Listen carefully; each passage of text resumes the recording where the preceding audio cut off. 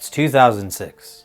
Kanye West is trending on the news, and I am escaping the Imperial Prison for crimes I did not commit. And now, it's 2025. Kanye West is trending in the news, and I am escaping the Imperial Prison for crimes I did not commit. I swear we've done this before, haven't we? Right?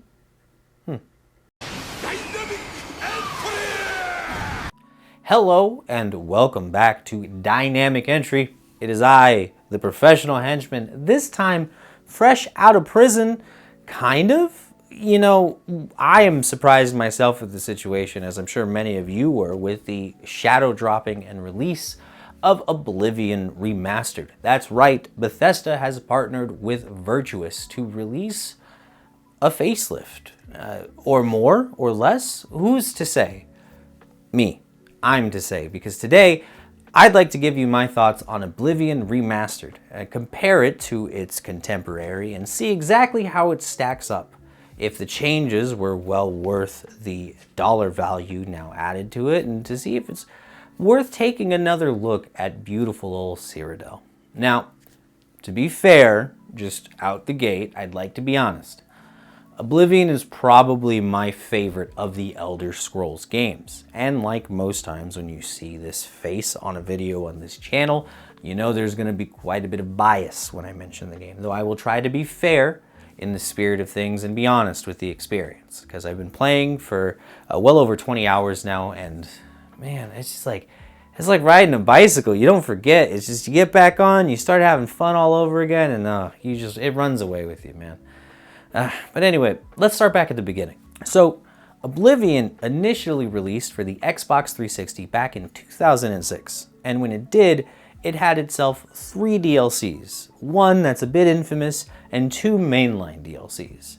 The infamous one is where we should probably start first, as it will come up a bit later down the road when we talk about the new version. So, when the game first came out, players had the opportunity to buy into this horse armor DLC, which was part of the rollout of the Xbox Live Store and proprietary services that were attached to Xbox Live at the time. Big new marketing push from Microsoft, so they were shoving it in your face every chance they could get. You trying to get some pizza rolls? Do you want a Red Bull? Not without getting an offer for Xbox Live. It was everywhere. Usually Pepsi products. I remember. Does anyone remember the Master Chief? Whatever. Never mind. So, believe me when I say it was a bit of a shock when it came out and you had to, download this thing. It wasn't just part of the game. And what it was armor, 2 sets of armor for your horse, an elven set of armor, and a steel set of armor. Neither of which looked particularly fancy or fetching, if you ask me, though it was kind of cool. I mean, DLC was still kind of new at the time, and outside of Nintendo, nobody was really doing that over here for us in the States. It wasn't like a mainline thing to get extra promotional content added on. And further still, it wasn't exactly promotional since you had to pay septims for it, you know? Anyway, they seemed to get the message, and after that, they released their first big DLC for Oblivion, which was Knights of the Nine. Knights of the Nine sees the player character experience a sort of Knights of the Round Table-esque mission and vibe as you delve through ancient elven ruins and uncover a plot to undo the chapels in Cyrodiil. After that, you have the final DLC, which I think is one of the most popular DLCs among all of the Elder Scrolls games, and that would be the Shivering Isles. Shivering Isles takes place whenever you really choose to do it in the mainline story, though in most cases it's sometime after level 10 or after the main story. You find yourselves going to the Shivering Isles, a plane of Oblivion controlled by Sheogorath, the Prince of Madness, and uncover the plot going on there with the imminent threat of the Grey March. Don't want to give away too much, but the game's been out for a million bajillion years, so if you don't know what happens by now, spoilers from here on out to the rest of Oblivion, its plot, and everything else. Now that the spoiler warning's up, I could talk about Oblivion itself, and then we can get into the new game. So, for the mainline story, you find yourself incarcerated for one reason or another, and because of that, in the way of an escort of blades, leading the emperor out of the city after his sons, the princes of the kingdom, were just recently assassinated. So where does that leave you? With a free ticket out of prison as you follow these bodyguards through a series of tunnels leading out of the imperial prisons to your own freedom. But not before being witness to the death of the emperor. Before he dies, however, he entrusts you with a very specific task. Having seen you in a premonition or vision, he knows that your destiny is intertwined with that of his heir, and beseeches you to search his heir down, provide him with the means to close this interdimensional invasion that's about to begin, and hopefully get home before dinner. After that, he's promptly stabbed in the neck by some Mythic Dawn assassins, and the game kicks off, and we're off to the races. Oblivion is an expansive game, to say the least. From the second you're out of the sewers, you're given free reign to the game. The main story be damned, and you can visit any of the major cities in Cyrodiil, which is awesome and refreshing for the time, if you ask me. This gives players the opportunity to just go about their business however they like, whether they choose to follow the road of an arena gladiator and go straight to the pits, or maybe they choose to go the way of a scholar and go right to the Mages Guild. There's a bunch of different avenues in between, good or bad, depending on how you like to play the game. And that freedom is something that I really admire and adore about Oblivion. As much as I like Skyrim, and believe it or not, for all the bad things I happen to say about it here or otherwise, I do actually really enjoy Skyrim. I just feel that Oblivion, likely because it was my first entry into the series, just had so much more content and context and just everything. And being in Tamriel is just a delight. Like, it's a very enthralling setting. The second you're in it and walking around, whether it be the ancient alien ruins, the Jural Mountains, the Gold Coast and walking down the Gold Road, or even going through the Blackwood, like, it's just, you feel like you're in a big fantasy world the whole time, and it's just grabs you. Now, the story itself is pretty dense, and there's some amazing voice acting throughout. Sean Bean acts his ass off. So does Patrick Stewart in the beginning. He delivers some amazing voice lines. And also Terrence Stamp. I didn't know his name as a kid, but I looked it up for the purposes of this video. He voices the main antagonist of the main story, Mankar Cameron, and he does a phenomenal job.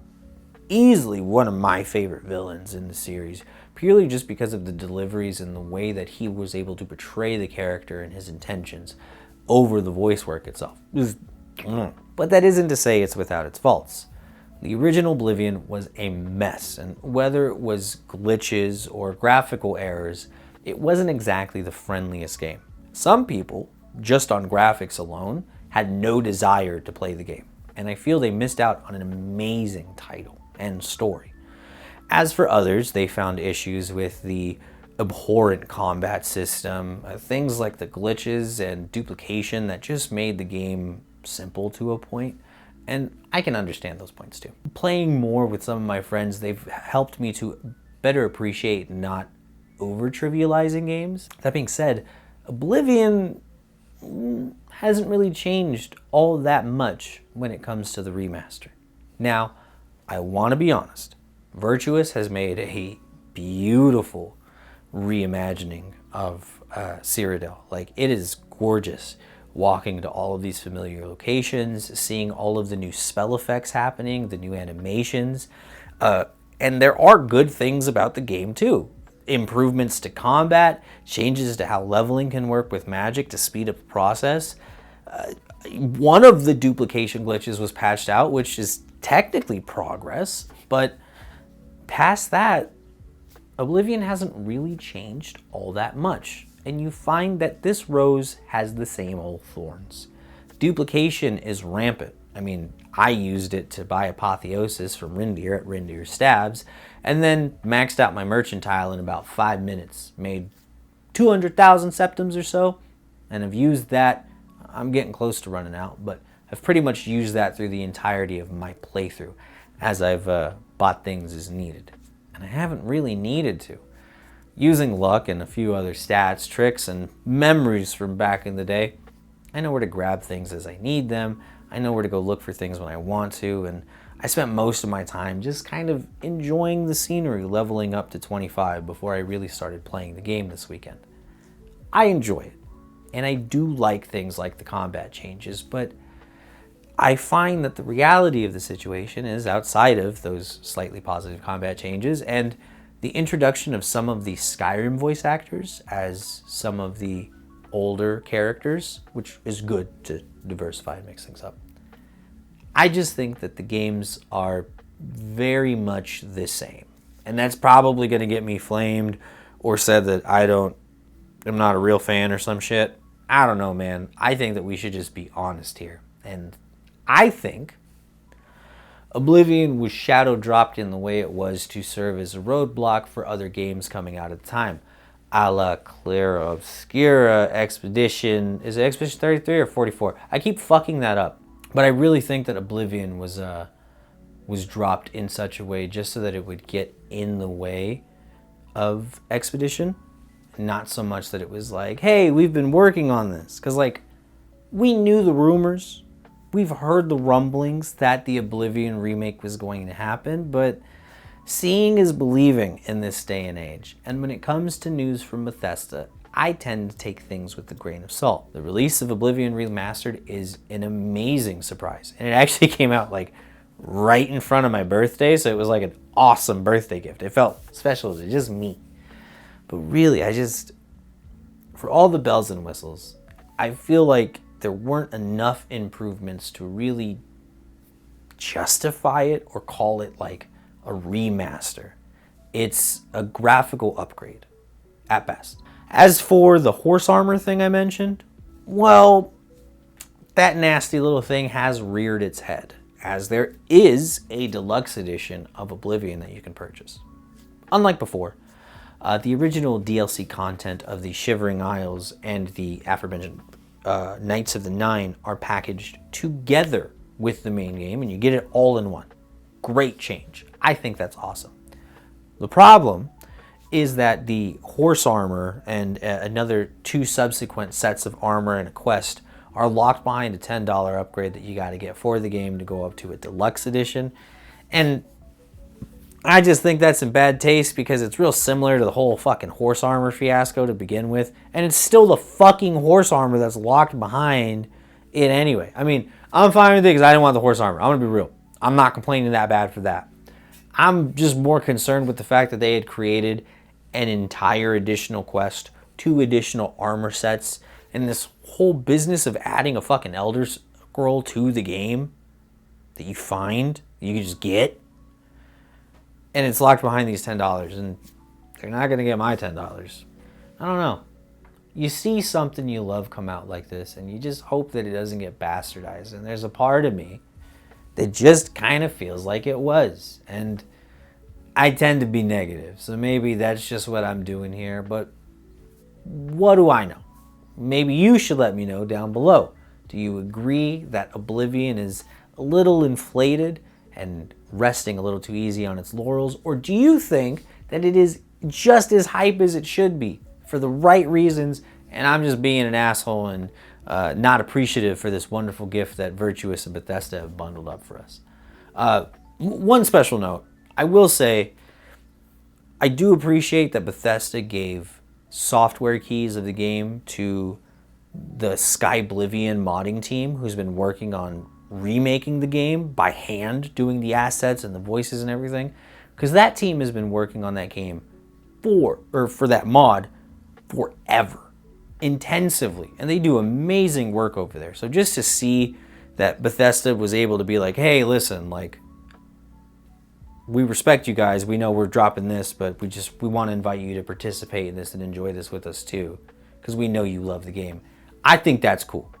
I think that's like the number one cool community thing from this whole thing. But overall, yeah, I'm a little hypocritical on it. I'm kind of iffy on the whole thing, but I'm still going to play it.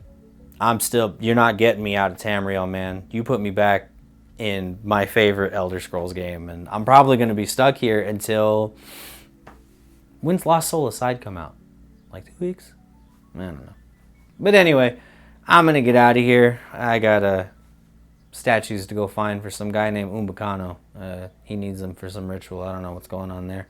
But I got to go do that. You know, thanks for watching this. But hey, there's more stuff that you could watch down below, right? Or you could comment, you could share. You could send this to a whole bunch of spaces and places. There's also a bunch of different social platforms you could follow us on. And thanks for being here. I really do appreciate it, and thanks for taking the time. Seriously though, let me know what you think down below. Peace.